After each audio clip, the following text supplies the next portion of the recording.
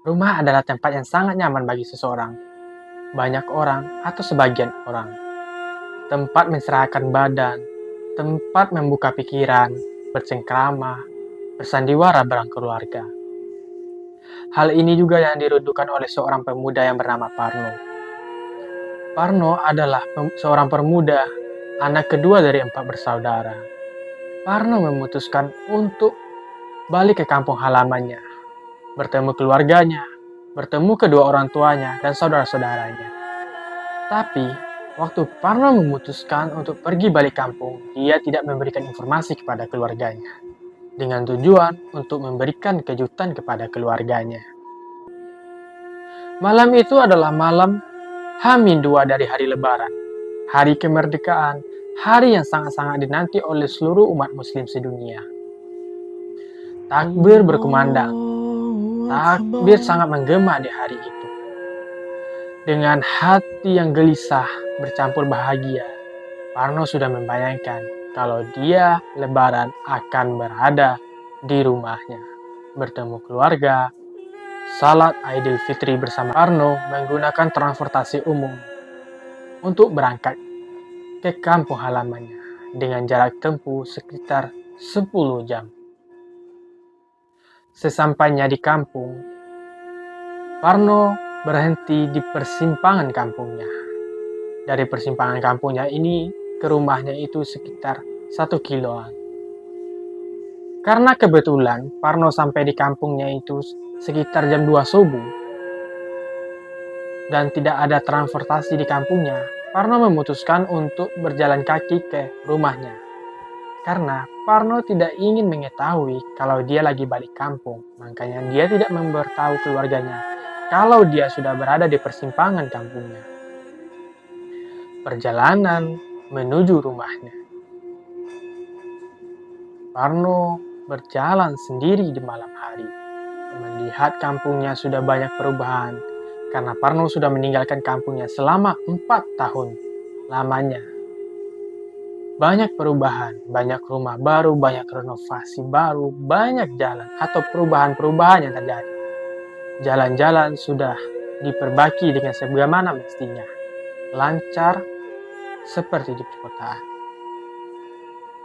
Saking asiknya memandang perkampungannya itu, tiba-tiba Parno melihat seseorang yang lagi duduk di tempat pondok-pondok tepi jalan arah menuju rumahnya. Parno tidak memikirkan hal yang aneh.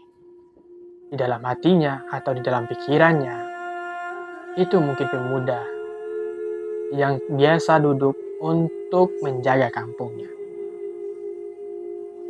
Semakin dekat, Parno terus berjalan menuju pemuda itu. Tiba di depan pemuda itu atau tiba di depan pondok menuju jalan rumahnya itu, Parno melihat jelas kalau pemuda itu adalah Mudin, teman lamanya waktu kecil yang lagi duduk sendiri di pondok tersebut. Parno pun bertanya, Mudin, ini aku, Parno, teman lamamu. Pemuda itu diam saja. Padahal jarak Parno sama pemuda itu hanya sekitar 3 meter. Parno pun tidak memikir aneh-aneh. Dia bertanya lagi, Mudin, kamu tidak mengingatku? Aku Parno, temanmu, teman lamamu. Ini aku Parno. Aku baru balik Parno. Aku baru balik Mudin. Belum selesai Parno bertanya, tiba-tiba gerimis. Cuacanya gerimis, diikuti dengan petir. Kilat. Berbarengan dengan kilat itu, pemuda itu membalikkan wajahnya dan melihat Parno. Dia berkata, kamu Parno? Kapan sampai? Parno pun menjawab, iya Mudin, ini aku Parno. Kok kamu dari tadi aku panggil-panggil kamu tidak menyaut sih? Pemuda itu pun melihat Mudin dengan senyum. Terus semakin lebar senyum. Parno itu pun bertanya, "Kenapa kamu, Mudin? Ada apa? Ngapain kamu di sini sendiri-sendiri malam? Ini kan udah jam 2 malam. Kenapa tidak balik ke rumah? Ngapain kamu sendiri di sini?"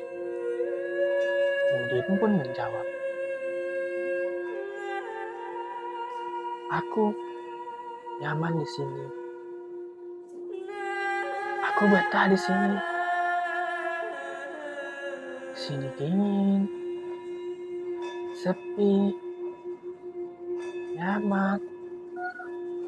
Aku betah di sini." Sambil memberikan senyuman yang sangat manis. Karno pun tidak memikirkannya.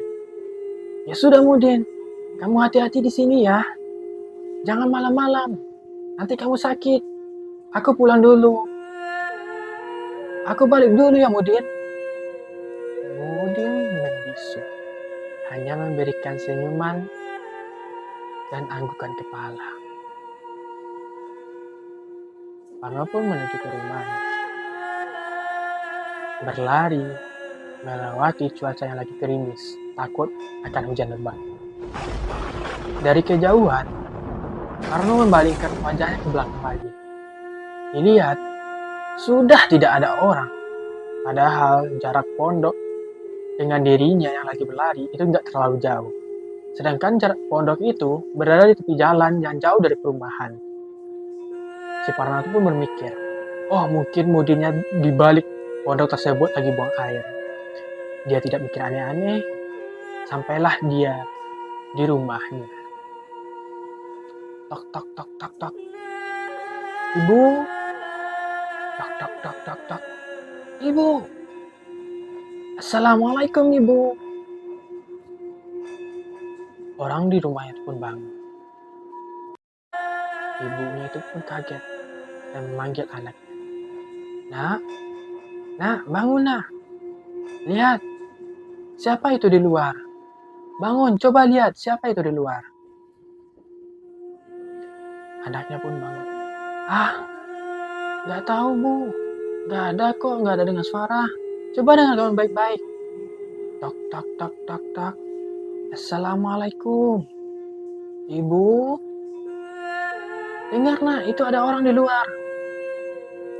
Anaknya pun bangun. "Ibu, aku takut. Aku nggak berani keluar sendiri, Bu. Aku takut, Bu." "Ya sudah, kita berdua keluar. Lihat siapa di depan." Kebetulan, si Parno setelah ngotok pintu rumahnya, dia menghadap atau membelakangi pintu rumahnya. Wajahnya si Parno membelakangi pintu rumahnya. Saat dilihat dari jendela, dibarengi dengan petir, ibunya kaget. "Kamu siapa? Pergi sana," kata ibunya. Parno pun membalikin wajahnya. "Ini Parno, Bu. Parno, anak ibu." Ibunya ngomong, "Tidak mungkin Parno. Parno. Tidak mungkin Parno. Parno sudah konfirmasi kepada saya kalau dia nggak balik lebaran ini. Ibu, ini Parno." Dibukalahnya pintu. Ketiga ibu itu kaget. "Parno, ini benar kamu Parno? Anakku? Parno." "Iya Bu, ini Parno Bu, anak ibu. Anak laki-laki satu-satunya ibu." Seketika ibunya itu menangis, menahan rindu akhirnya bertemu dengan anak laki-lakinya. "Ayo masuk nak, masuk nak, masuk nak." Parno pun mulai kebingungan. "Iya Bu, kenapa Bu? Kenapa ibu sangat berburu-buru menyuruhku masuk?" "Sudah, masuk dulu. Nanti ibu ceritain." Parno pun masuk, bercerita, berpelukan, melepaskan rindu kepada kedua orang tuanya dan saudara-saudaranya. Tiba-tiba, Parno mengeluarkan kalimat yang bikin keluarganya itu semuanya kaget dan terdiam. Parno berkata, "Bu, tadi waktu aku balik di pondok gak jauh dari rumah ini yang di tepi jalan, aku lihat Mudin, Bu. Dia sendiri di sana. Terus aku tanyain, Mudin, ngapain kamu di sana? Dia hanya tersenyum dan berkata, di sini enak, di sini nyaman. Aku betah di sini, Bu. Seketika mendengar perkataan Parno, keluarganya, ayah, ibu, saudaranya tiba-tiba diam, membisu.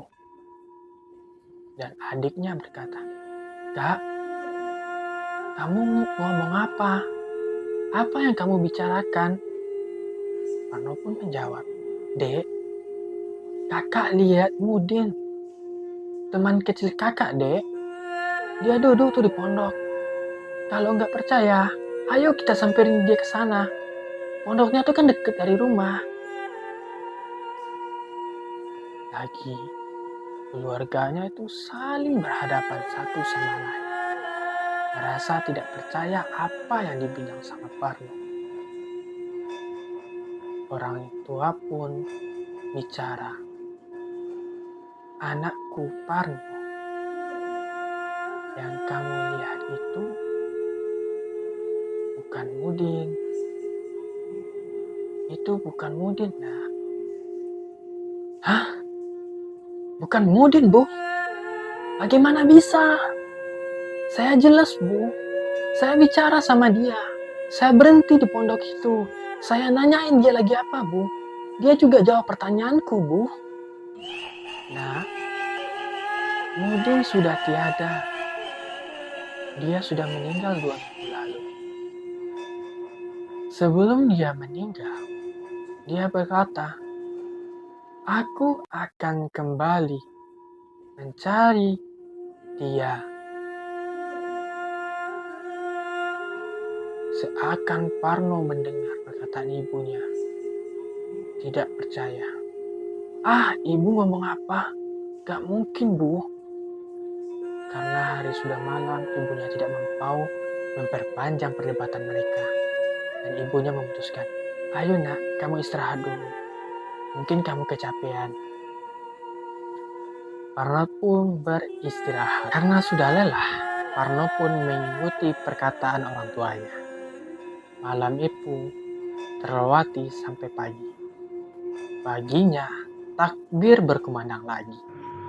Menandakan hari itu, Hari Raya Aidilfitri telah tiba. Hari kemerdekaan untuk seluruh umat muslim sedunia. Parno mendapatkan sholat pertamanya bareng keluarga di Hari Raya Aidilfitri selama 4 tahun di rantau. Siangnya pun mereka bercengkrama sebagaimana mestinya seorang anak dan orang tua yang rindu kepada anak pria atau anak laki-laki satu-satunya. Hari itu dilewati dengan sangat-sangat gembira, hari yang didambak-dambakan oleh Parno. Malam pun telah tiba. Parno yang hari siang tadi berjanji dengan teman-teman lama yang di kampungnya, untuk berkumpul di pondok yang ditemuinya Mudin tadi. Hari sudah pukul 8 malam. Parno berangkat ke pondok tersebut. Kebetulan, sebelum pondok tersebut, Parno harus melewati satu rumah tua, rumah lama, yang di depannya itu ada tangga. Dari kejauhan, Parno melihat seseorang yang lagi duduk di depan tangga rumah tersebut. Parno tidak mikir aneh-aneh. Dia ngerasa mungkin itu penghuni rumah lagi nyantai di tangga rumahnya. Kebetulan malam itu masih jam 8 malam. Jadi tidak ada yang aneh kalau ada orang yang lagi duduk di depan rumah atau di depan tangganya. Setiba di depan rumah, lama-kelamaan Parno melihat dan merasa, tadi dari kejauhan di sini ada orang. Kok sekarang di tangga ini tidak ada orang seorang pun ya? Parno pun memikir, mungkin waktu saya jalan lihat ke tempat-tempat yang lain, pemilik rumahnya ini masuk ke dalam rumah. Tiba-tiba, sekilas Parno mendengar suara kaki kuda.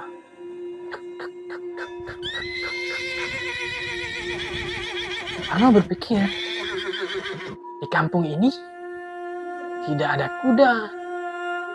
Kenapa bisa ada kuda ya?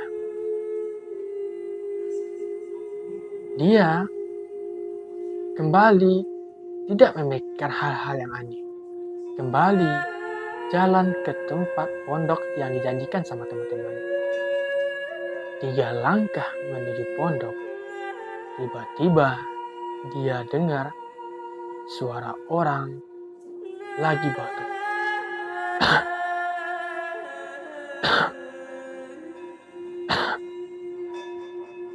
Parno cari sumber suara. Terdengar dari belakangnya. Parno, sini. Dia kenal dengan suara ini. Suara lantang dan tegas ini. Suara yang waktu kecil yang sering dia dengar. Ini adalah suara guru ngajinya.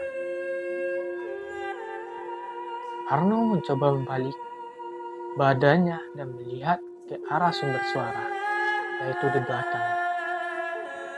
Alangkah terkejutnya Parno yang melihat di rumah tua dekat tangga ada seseorang yang lagi duduk.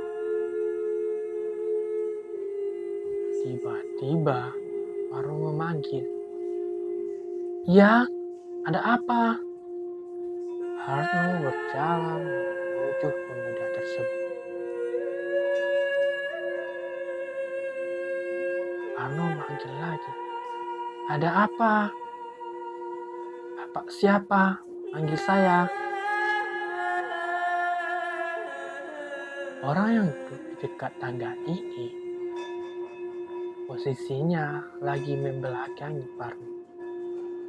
Tiba-tiba Parno menyentuh pundaknya, dan apa yang terjadi? Tak. Tangan Parno menyentuh pundak. Kepala orang itu jatuh. Alangkah kagetnya Parno melihat kepala itu jatuh dari lehernya. Putus. Jatuh ke tangga yang paling bawah. Dan kepala itu sudah nyampe tanah, menghadap ke Parno sambil ketawa. Hahaha. Takut, sangat-sangat takut Parno. Sampai seluruh badannya gemetar. Keringatnya keluar. Seakan-akan kakinya itu berat buat dilangkahi. Parno mau teriak tapi tidak bisa. Tolong. Dia udah merasa itu teriakan sangat keras. Tapi jika didengar, itu kayak tidak ada suara. Kayak suara Parno itu diblokir oleh sesuatu. Parno akhirnya bisa langkahkan kakinya sedikit demi sedikit untuk meninggalkan rumah tua tersebut. Akhirnya dia bisa berlari untuk pergi ke pondok. Sampai di pondok, teman-temannya sudah nunggu. "Parno, kamu kenapa? Kok lama sekali? Kamu kenapa kayak orang ketakutan? Kenapa semuanya berkeringat dingin, Parno?" Kamu ada apa? Parno pun menjawab, tidak, tidak, aku tidak ada apa-apa. Ayo, sudah ngumpul semuanya atau belum? Sudah ngumpul semuanya atau belum? Teman-teman yang lain sudah ada. Sudah nih Parno, kita mau ngapain nih Parno? Parno pun mengusulkan kalau di malam itu mereka berjaga, duduk-duduk sambil ngopi, sambil bakar-bakar gitu di tempat pondok tersebut. Iseng-iseng Parno bertanya kepada teman-temannya itu. Dia bertanya kepada temannya, di kampung kita ini semakin lama suasananya semakin aneh ya, katanya. Teman-temannya pun menanya, kenapa Parno? Bukannya suasananya dari dulu seperti ini? Tidak, ada yang seperti aneh. Aneh kenapa? Akhirnya Parno terbuka kepada teman-temannya. Gini, semenjak saya balik dari rantau, saya sudah beberapa kali mengalami hal yang aneh. Parno mengungkapkan semuanya kepada teman-temannya.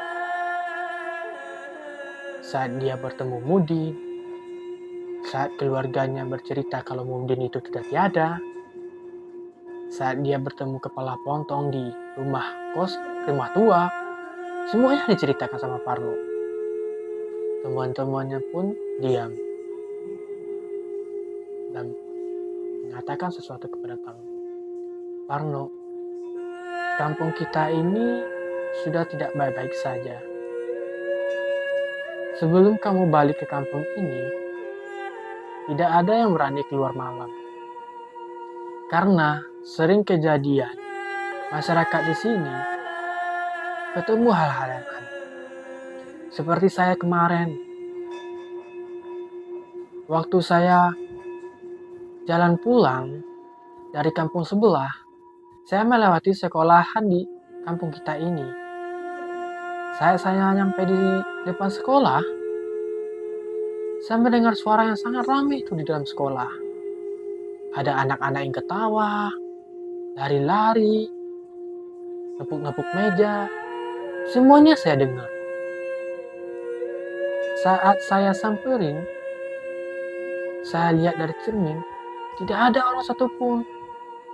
Terus saya balik lagi, 3 langkah meninggalin tempat itu, kembali rame lagi.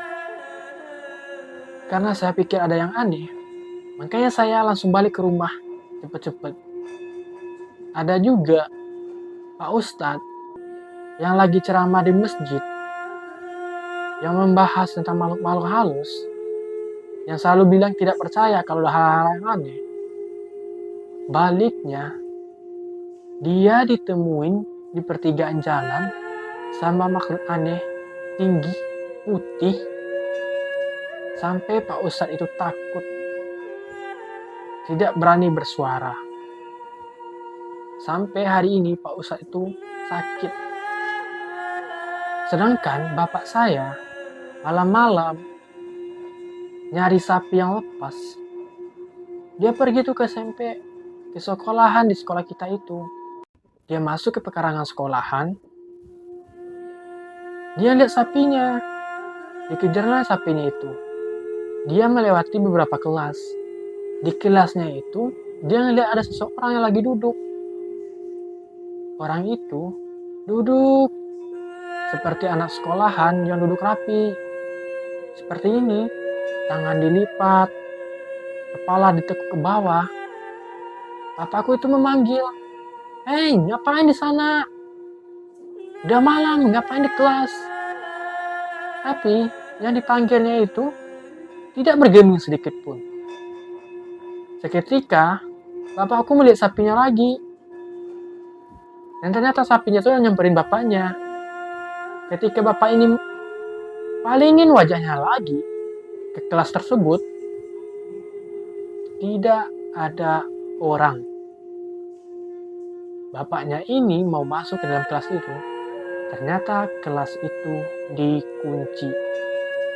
Secara logika, tidak mungkin ada orang yang masuk di dalam kelas tersebut. Banyak hal aneh yang terjadi di kampus kita sekarang, Parno.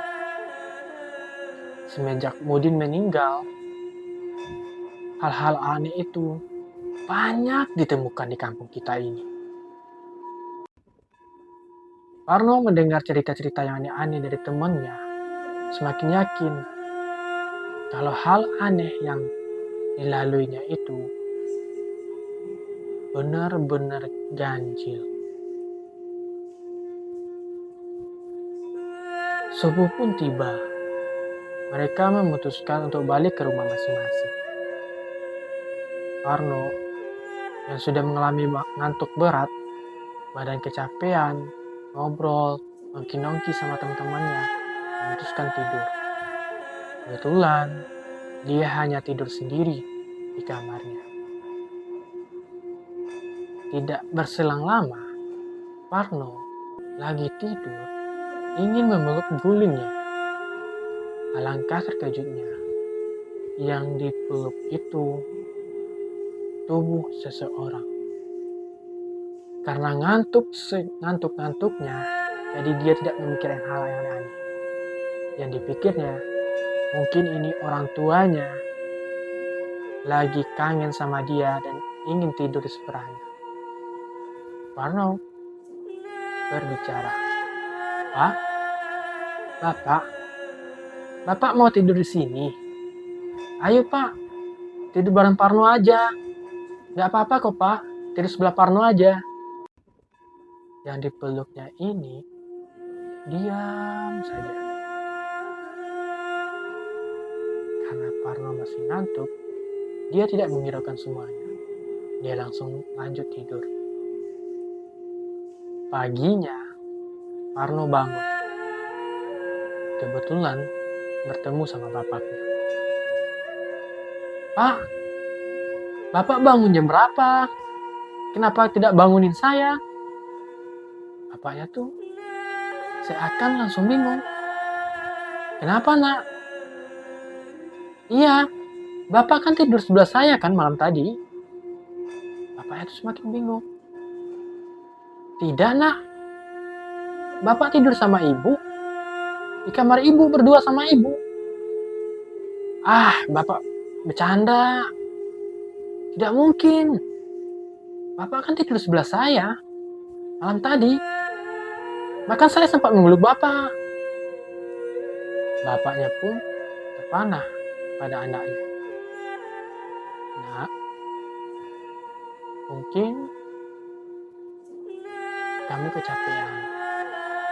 Mungkin guling yang kamu peluk itu serasa meluk Bapak. Dan kamu rindu sama Bapak." Parno pun memikirkan dalam hati dan pikirannya. Tidak mungkin. Itu tidak mungkin. Tidak mungkin saya meluk guling. Itu benar tubuh seseorang. Parno pun melupakan semuanya. Mandi, sarapan, dan kembali ngobrol sama teman-temannya. Mereka memutuskan untuk memecahkan misteri ini. Kenapa kampungnya bisa diteror oleh makhluk halus? Mereka berunding, ngumpulin cerita semua-semuanya. Akhirnya, mereka memberikan informasi bahwa Mudin sebelum meninggal, dia pernah menggunakan ilmu dari seorang dukun. Ilmunya ini digunakan untuk melawan kampung sebelah, musuh bebuyutan Mudin. Tapi sayang, karena kesombongannya, Mudin tewas diserang ilmu dari kampung sebelah. Singkat cerita, Parno dan teman-temannya itu nyampurin dukun sakti di daerahnya atau tetua di daerahnya. Nanyain hal-hal yang aneh. Apa yang terjadi di kampungnya? Akhirnya tertuanya itu menjawab, Parno sebelum meninggal, dia ngomong aku akan kembali.